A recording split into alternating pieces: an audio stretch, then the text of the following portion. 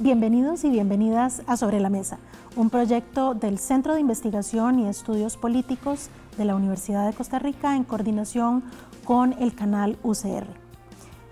Desde mucho antes de la pandemia, las democracias occidentales han venido sufriendo una serie de embates producto de discursos llamados populistas, de la negación de la participación de las voces opositoras, pero también de algunas restricciones a libertades individuales.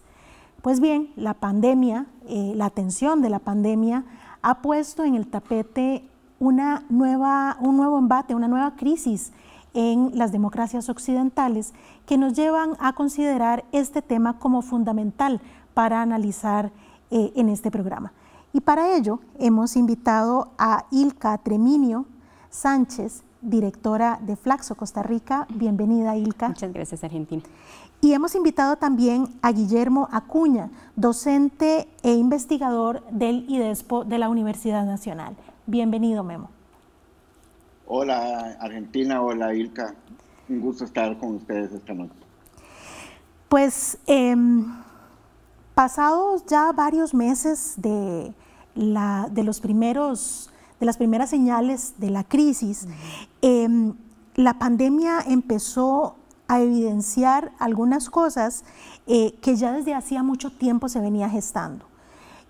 Incluso a visibilizar condiciones estructurales de las democracias que ponen en juego también a los actores políticos. ¿Estamos percibiendo lo mismo y de la misma manera, Ilka? Bueno, es una pregunta muy difícil la que me hace. Yo creo que aquí hay que distinguir, ¿verdad?, entre el grupo de los países que tienen democracias consolidadas y el grupo de países que tienen democracias con algún nivel de erosión. ¿Por qué? Bueno, primero, porque este es un momento en el que todos los países, los más fuertes y los más débiles, han tenido que crear un levantamiento de ciertas libertades individuales. Entonces nos vamos a encontrar que en la gran gama de democracia, la mayoría de los países han convocado un estado de excepción o un estado de emergencia según lo que sus constituciones les permiten, tanto parlamentarios como presidenciales.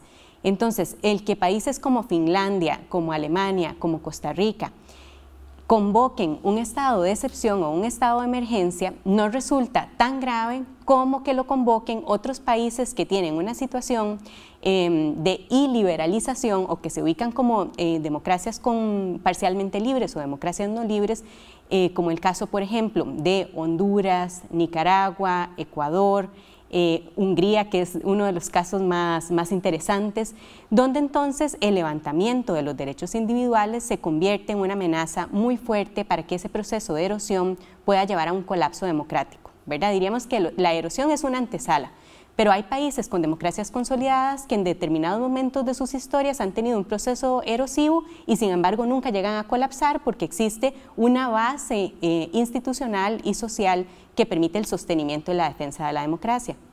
Entonces, en este momento el levantamiento de algunas y muchas libertades individuales, según sean los casos, es, digamos, la norma en el entorno de los países democráticos, no solamente en unos, pero sí me gustaría enfatizar esto. La cuestión está en cuáles representa realmente una amenaza al sistema democrático y en cuáles es parte de la capacidad de poder generar un cuidado colectivo. Guillermo. Sí, yo coincido con Ilka y yo le agregaría también el retorno al funcionamiento del Estado como aparato, como órgano, y eso ha comportado en los casos en los que Ilka nos estaba explicando, ¿no? En el caso de los sistemas consolidados y en los sistemas no consolidados, el Estado ha tenido que asumir y ese papel, ese rol del Estado lo ha llevado invariablemente a plantearse una serie de prerrogativas y una serie de excesos, llamémoslo así, en su funcionamiento, sobre todo los que tienen que ver con el tema de la movilidad, que me parece que es un punto clave que podríamos vincular más adelante con el tema que nos convoca en este programa, ¿no? Qué bueno que mencionan el tema del Estado, porque me parece que eso de alguna manera centra el debate o el análisis que queremos hacer del autoritarismo precisamente en cómo impacta en la confianza y en la legitimidad del sistema. La reciente encuesta del Centro de Investigación y Estudios Políticos, por ejemplo, para el caso de Costa Rica, señala que la atención de la crisis sanitaria más bien se ha cambiado, ha modificado los porcentajes de confianza y de apoyo al sistema político.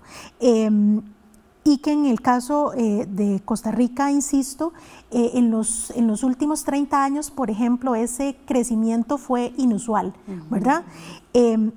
Pero hay otros sistemas que pareciera que, lejos de afianzar el ejercicio democrático o la acción democrática, más bien han utilizado estas medidas o estas acciones de alguna manera para encubrir medidas de corte más autoritario. ¿Qué factores pueden incluir o qué factores pueden incidir en este comportamiento? ¿Siempre ha estado ahí el germen autoritario en algunos de estos países que ya mencionamos? ¿O simplemente hay una oportunidad abierta para que la democracia pueda sufrir un nuevo embate, una nueva desestabilización? Bueno, uno podría suponer, ¿verdad? Uno podría especular que para algunos líderes políticos la posibilidad de hacer el levantamiento de ciertas libertades y de una vez tratar de acallar algún proceso o un fenómeno que venía produciéndose les representa una ventana de oportunidad. Es como matar dos pájaros de un tiro, ¿verdad? Entonces, nosotros podemos ver en este momento casos muy interesantes. Podríamos ver la India con Narendra Modi, ¿verdad? O sea, le viene muy bien mandar a la gente a encerrarse a su casa con unas medidas muy restrictivas de movilidad humana, y esto le permite acallar unas protestas que ya llevaban muchísimos meses y que eran muy fuertes en contra del gobierno. Entonces le genera un escenario de una relativa, digamos, pacificación, pero en realidad está escondido detrás de medidas que tienen que ver precisamente con lograr reforzar el papel del gobierno que se está debilitando por la acción de la protesta social. En Chile pasa algo similar, o sea, el tema del COVID viene en un momento donde la protesta estaba en su mayor intensidad. Bueno, ya había varios picos de intensidad, pero el ciclo de protestas se estaba extendiendo y estaba retomando con fuerza. De manera tal que en algunos casos efectivamente esto permitió la desmovilización. Pero ciertamente no existe, digamos, una manera de crear las condiciones para la movilización social en un entorno como el que tenemos. Es una oportunidad en ese sentido para que algunos líderes tomen medidas también más fuertes. En el caso de Hungría podemos ver perfectamente a Orbán no solamente levantando libertades individuales, sino además reforzando los poderes del presidente o en este caso del representante del Ejecutivo. Lo mismo en la situación de El Salvador, aunque en este momento hay una disputa, porque en el caso de El Salvador no hay un deterioro tan abrupto de las instituciones por la intervención del Ejecutivo.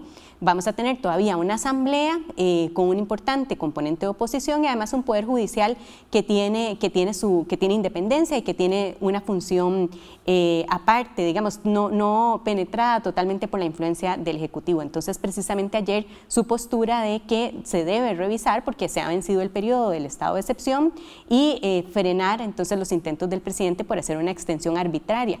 Pero bueno, se está creando una situación de máxima tensión. Ya vamos a volver sobre El Salvador, pero quisiera conocer también la opinión de Guillermo al respecto de si estamos atestiguando la apertura de portillos peligrosos al autoritarismo en la región y en el mundo. Sí, yo sí creo que hay que hacer una diferencia entre el tema del autoritarismo tal y como lo veníamos conociendo, ¿no? Y que en América Latina tiene toda una larga tradición de los finales del siglo anterior y también algunas de las manifestaciones y ejemplos que conocemos de inicios de este siglo y lo que llevábamos pero resulta que con este estado de excepción que estamos experimentando, incluimos otra serie de variables y otra serie de prácticas que bien podrían ser incluidas como parte de ese proceso de ampliación de los autoritarismos, llamémoslo así, ¿no? Por ejemplo, el tema que hay que poner en la mesa es si la práctica en la virtualidad y en las prácticas digitales no está haciéndonos más propensos al seguimiento, al control y al monitoreo de los aparatos estatales. Y hablo en términos generales, ¿no? Porque ahora Ilka se refería al tema de las movilizaciones sociales, ¿no? Y las que conocemos tradicionalmente como las movilizaciones que toman los espacios públicos, que asumen la calle, que asumen la protesta social en su acepción más reconocida.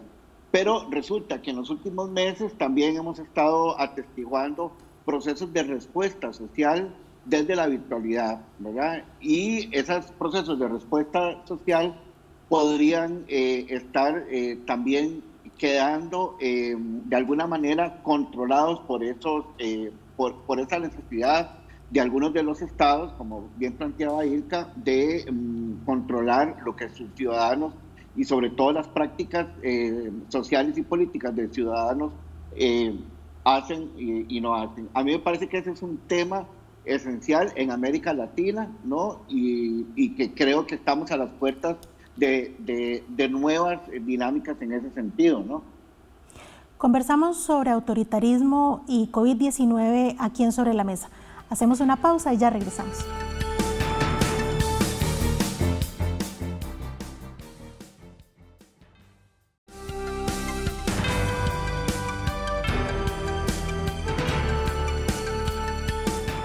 Regresamos a Sobre la Mesa, hoy conversando sobre autoritarismo y COVID-19.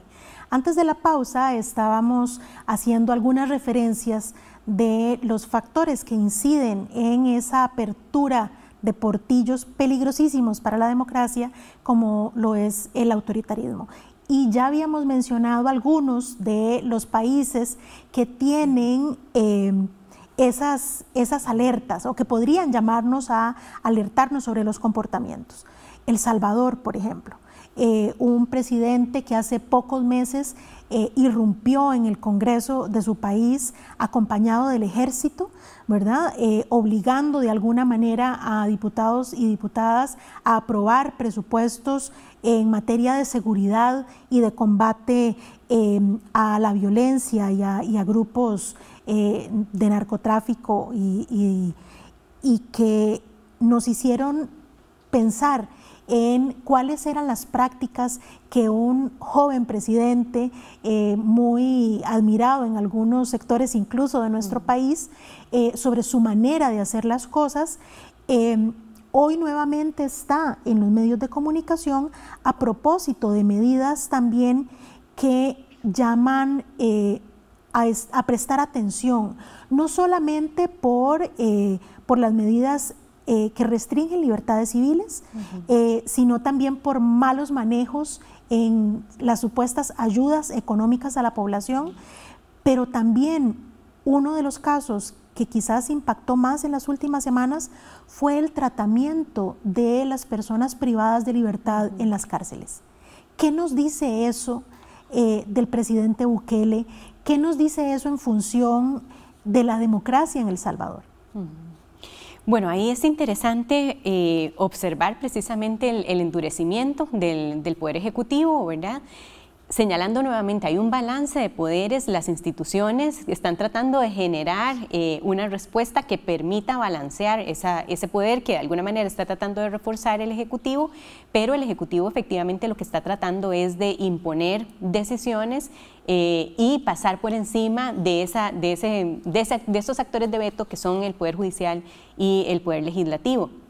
En materia del tema del tratamiento de los privados de libertad, pues ha sido evidente que Bukele es un presidente que desconoce o desprecia la materia de derechos humanos y que por lo tanto lo que está tratando es de encontrar legitimidad en acciones que violentan estos derechos.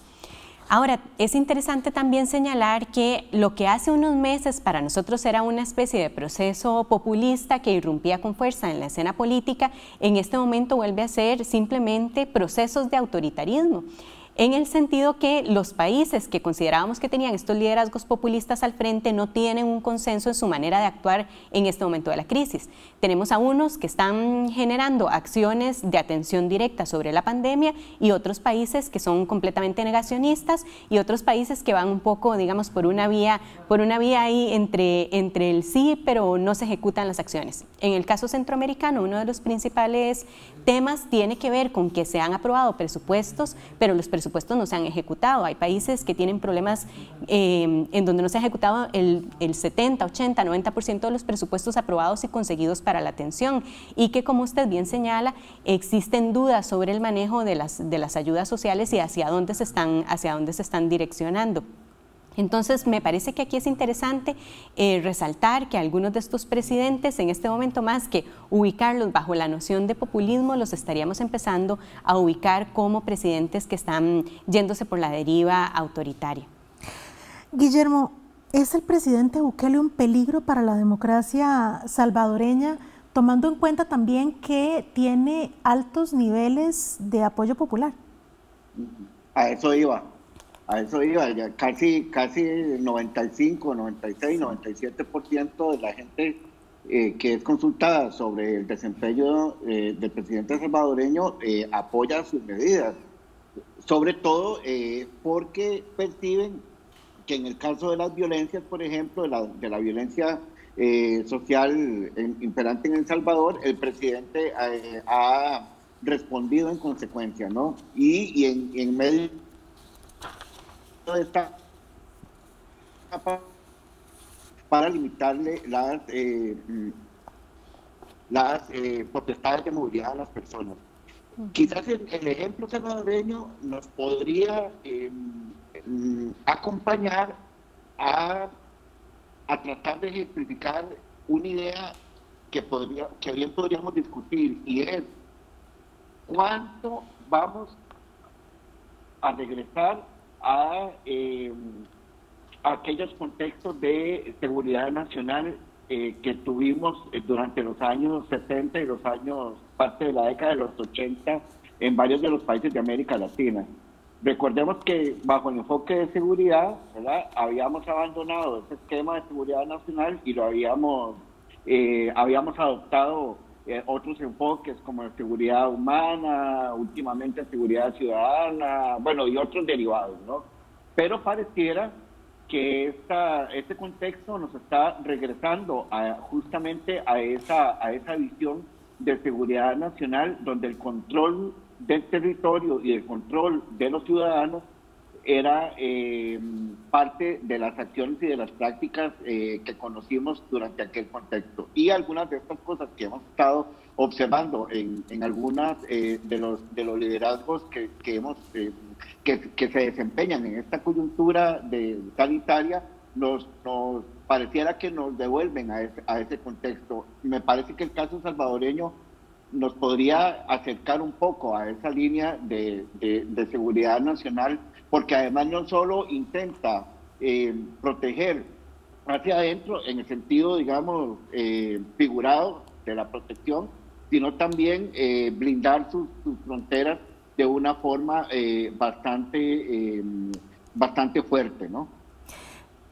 Guillermo, no quería todavía pasar de continente, ¿verdad? Quería terminar de analizar América Latina, pero hay un tema que estás colocando en el debate y es el tema de la seguridad nacional, ¿verdad? De estas medidas que además los países han estado tomando en virtud de salvaguardar, de restringir, de vigilar. Estamos en presencia de la construcción de una especie de gran vigilante, de gran hermano, que puede tener bajo control a las sociedades, a los distintos sectores de la población, para impedir que se manifiesten, para tener control, digamos, de movilidades, ¿verdad?, de desplazamientos. Y esto lo señalo porque hace unos días, precisamente, un grupo importante tal vez no en número, pero sí en reclamos, se manifestaba frente al Parlamento en Alemania, precisamente hablando de teorías de la conspiración, ¿verdad? Buscando cómo exponer el control que algunos gobiernos han querido tener sobre la población, pero también reclamando la restricción de las libertades y que ellos no estaban dispuestos a permitir. Estamos de verdad en presencia de un movimiento que va a consolidar las capacidades más restrictivas de los estados-nación. Es que las acciones son múltiples. Digamos, los estados que están caminando, transitando nuevamente por el camino autoritario, posiblemente van a tener unas acciones que les permitan crear mecanismos de vigilancia, que es lo que vimos, por ejemplo, en el caso de China.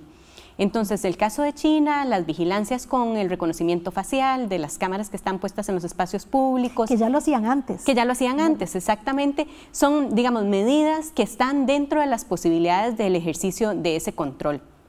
También lo que diríamos es que hay sectores, y esto es muy importante señalar, hay sectores en diferentes países que ante su reacción por la expansión del Estado y el control del Estado digamos, en el establecimiento de medidas para el control de la pandemia, están también intentando hacer un framing, ¿verdad? O sea, tenemos que enmarcar el discurso que nos permita cuestionar las medidas de los estados para hacer protección ciudadana para el contagio. Y entonces una manera de hacer ese enmarcamiento tiene que ver precisamente con teorías conspiratorias. Por eso es muy peligroso, digamos, observar comportamientos, o sea, observar autoritarismo en países que no tienen peligro autoritario evidente. O sea, la latencia del autoritarismo es una cosa que nos da miedo en todos los países, porque todos los países en el pasado han tenido algún tipo de quiebre democrático. Pero los que son democracias más consolidadas deben procurar la defensa de ciertos derechos y ciertas libertades sin ver fantasmas donde no los hay. Pero luego sí existen casos en los que las alertas, ¿verdad?, lo que nos van indicando es que hay la posibilidad y el aprovechamiento oportunista de generar medidas que permitan esto. Pero como bien usted señalaba, Argentina, países como China, que tienen un gran control sobre la población, lo que están haciendo es aprovechar tecnologías de control que ya tenían para detectar, por ejemplo, el tema del delito, el control del delito, un control todavía más fuerte sobre el tema de la pandemia, pero que puede tener otras implicaciones para identificar personas que de pronto estaban escondidas, ocultadas, huyendo de la justicia, y que en estos momentos se justifica la vigilancia concreta de estas personas. Pero sí me parece que ahí es importante tener cuidado, porque en las democracias consolidadas son los sectores los que están haciendo muchísimo ruido para tratar de frenar una expansión del Estado con la justificación conspiracionista, pero que no tenemos la evidencia de que eso sea así, ¿verdad? O sea, hay sectores que lo que quieren es volver a una situación de libertades completas, donde las personas puedan reunirse, salir a las calles, hacer distintos tipos de reuniones sociales, el ingreso de los transportistas, pero por otro lado también está la cuestión de, bueno, ¿qué es en este momento lo más importante? ¿La protección de la vida humana o la posibilidad de retomar con normalidad actividades económicas? Y yo creo que ahí es donde están, digamos, las posiciones. Eso es lo que diría para casos democráticos. Quiero enfatizar eso. En casos autoritarios, pues ahí las alertas hay que atenderlas definitivamente. Para no cortarte, Guillermo, voy a dejar tu respuesta, que yo sé que hay muchas cosas que quieres decir sobre el particular, después de la siguiente pausa. Ya volvemos.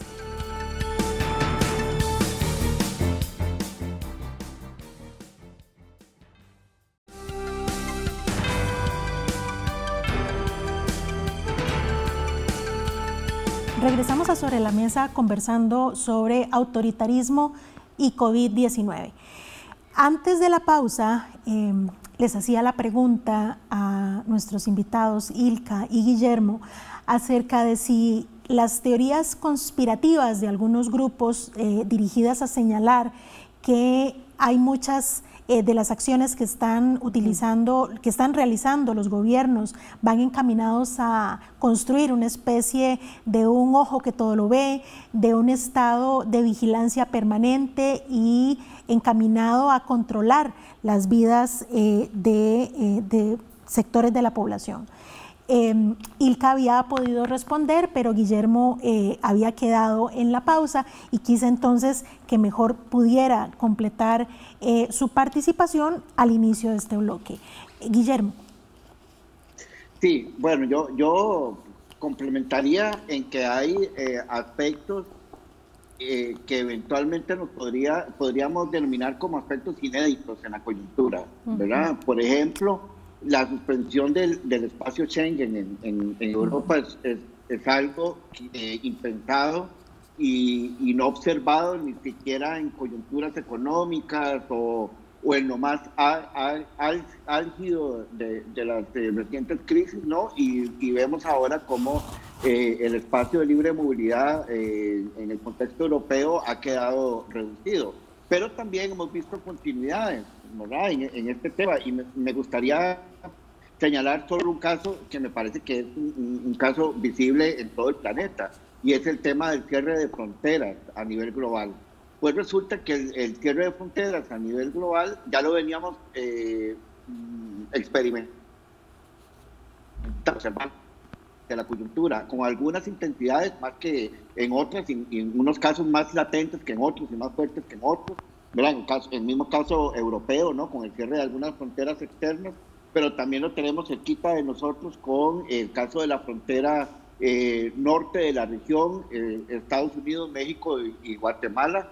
Y yo me aventuraría también a precisar el caso de la frontera sur de la región que conformamos Colombia, Panamá, Costa Rica y Nicaragua, ¿no?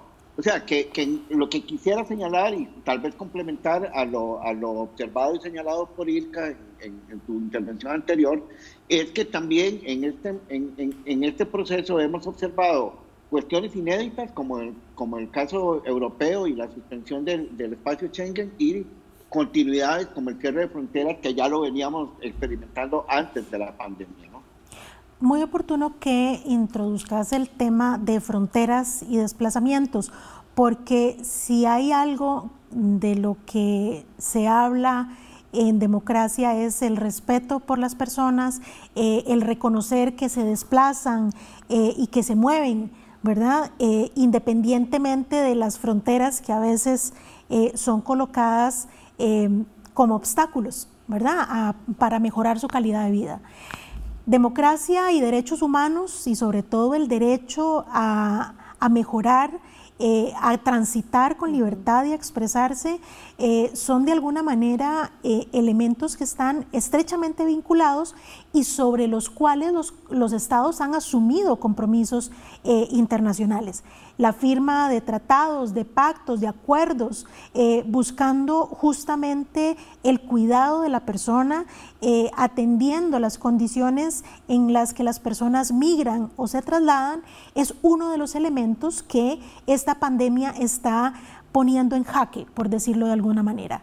El cierre de fronteras, los discursos que llevan a cuidarse del otro, y ese otro es usualmente la persona extranjera, la persona que se desplaza, la persona que viene a contaminar, ¿verdad? A poner en peligro lo que somos y lo que tenemos, es parte de esos discursos que hoy están golpeando a la democracia y que están además incidiendo muy fuertemente en la opinión pública. ¿Cuál es el criterio que tienen ustedes si hablamos sobre todo en función de esos compromisos que los países asumen internacionalmente?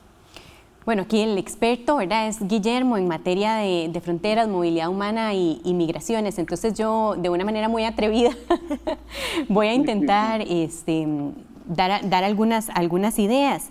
Yo quisiera retomar lo que él señala sobre el tema de Europa, porque si hay algo que se ha aprendido de todo esto es que Europa no ha podido actuar de una manera conjunta, sino que a pesar de tener una organización con carácter supranacional, los países han decidido tomar medidas de carácter unilateral, y entre ellas el cierre de fronteras, pero además que el cierre de fronteras no se da simplemente dejando a las personas al otro lado en otros países bajo criterios de protección de sus países de origen o de punto de desplazamiento, sino que quedan en el limbo, en esas fronteras, grupos de población numerosos que ya son vulnerables, que vienen huyendo de conflictos de muy larga data, como por ejemplo el conflicto sirio, y que entonces, ¿qué sucede con qué sucede con los campamentos, verdad?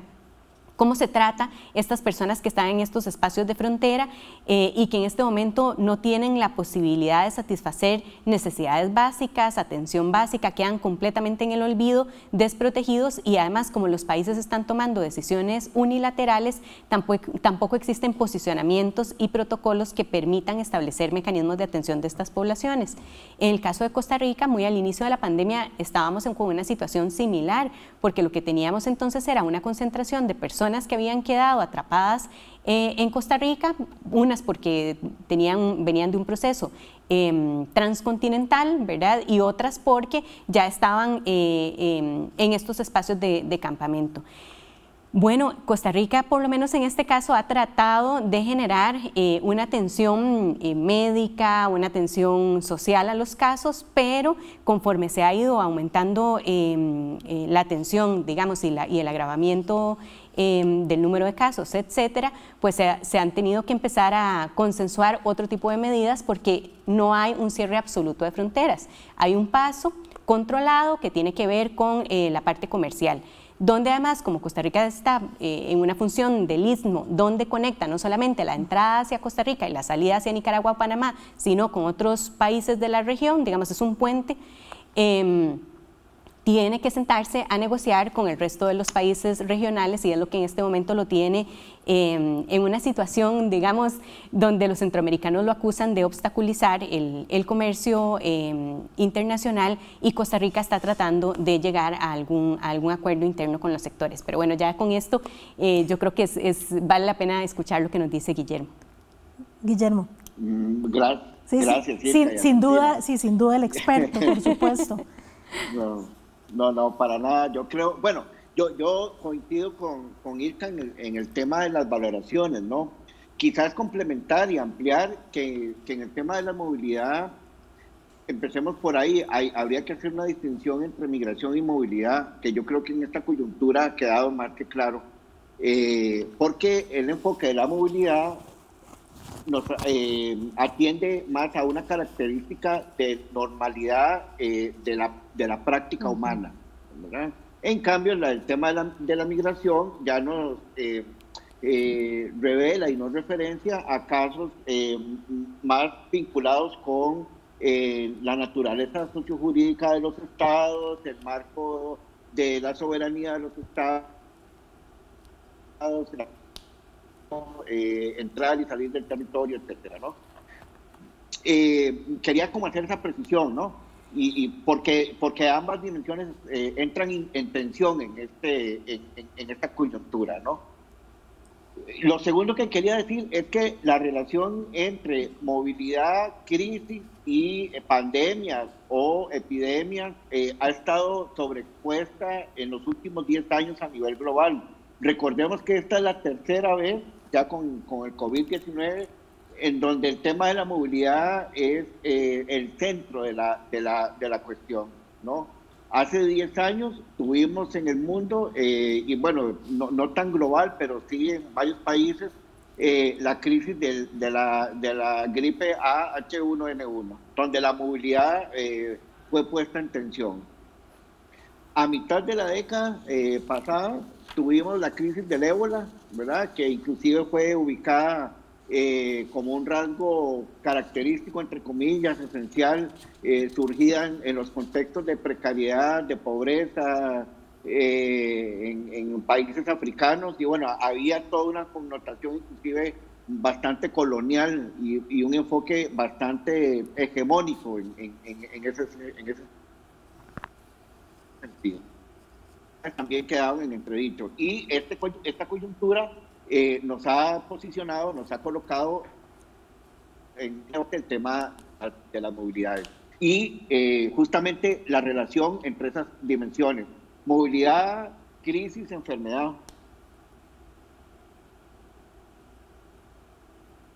como Ilka hace un rato, por las opiniones públicas que responden de diversas maneras frente al desarrollo de estos procesos, que en todo caso y en las especificidades y particularidades regionales y de los países adquieren connotaciones específicas. También en el tema de la movilidad hemos estado viendo cuestiones inéditas, como cuáles, por ejemplo, el regreso, el cambio del sentido en las movilidades, ¿no? Es decir, tenemos migraciones de retorno, ¿verdad? Por ejemplo, bueno, las que se están produciendo a Centroamérica, un poco forzadas por el aumento de las deportaciones, tanto desde Estados Unidos y de México a principalmente los países del norte de la región, pero también otras poblaciones, inclusive la misma población nicaragüense que hace unas semanas empezaron a salir hacia su país, en el empleo, en el acceso a recursos, en el acceso a la seguridad social aquí en el país, ¿no? Entonces, ese cambio en el sentido de las movilidades también es inédito y no lo habíamos visto en los últimos 10, 15 años en el tema, en este tema que estamos tratando. Obviamente hay una relación entre control de las movilidades y aumento de algunas prácticas derivadas del uso de la fuerza, por ejemplo, que hemos notado en algunos países, ¿verdad? En el norte de la región de Centroamérica, por ejemplo, el caso de Estados Unidos también, que es paradigmático y que ya antes de la pandemia venía aplicando algunos criterios de uso de la fuerza para deportar, para rechazar, para discriminar población migrante centroamericana y bueno, antes de esta coyuntura, recordemos que en fronteras europeas también tuvimos crisis en la frontera, por ejemplo, entre Grecia y Turquía,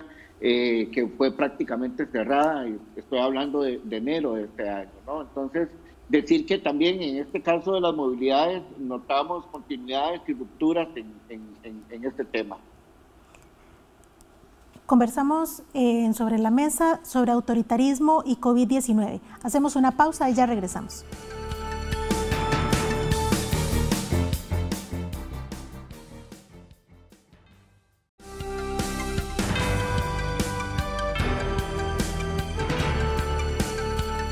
Regresamos a Sobre la Mesa conversando sobre autoritarismo y COVID-19 con Ilka Treminio Sánchez y Guillermo Acuña González.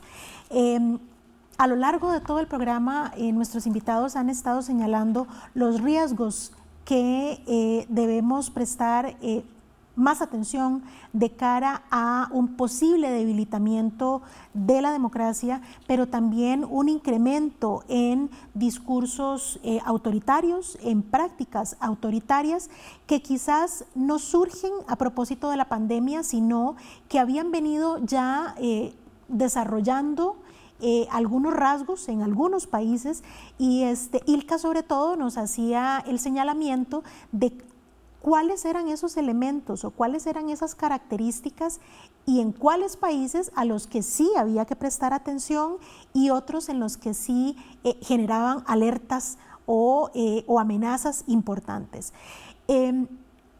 Para ir ya en este último bloque ayudándonos a entender esta dinámica inédita, como bien nos lo señalaba Guillermo en el bloque anterior, ¿cuáles son esos elementos a los que hay que prestar atención de acuerdo con el país o la región de la que se trate? Yo creo que en este momento hay un elemento que no podemos perder de vista que tiene que ver con la crisis económica.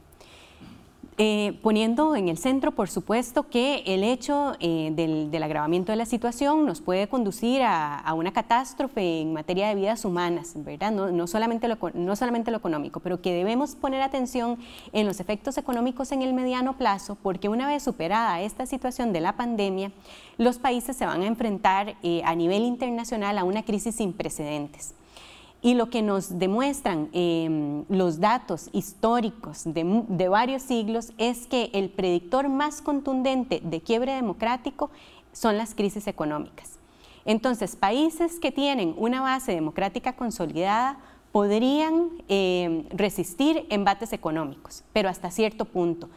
Países con democracias erosionadas las crisis económicas van a ser definitivamente la antesala de un quiebre de su estabilidad política, de un quiebre democrático. Pero tenemos que tener presente esto en la generalidad, en el conjunto de los países. Un mal desempeño económico genera desconfianza de las personas en las gestiones políticas y además alienta los discursos autoritarios.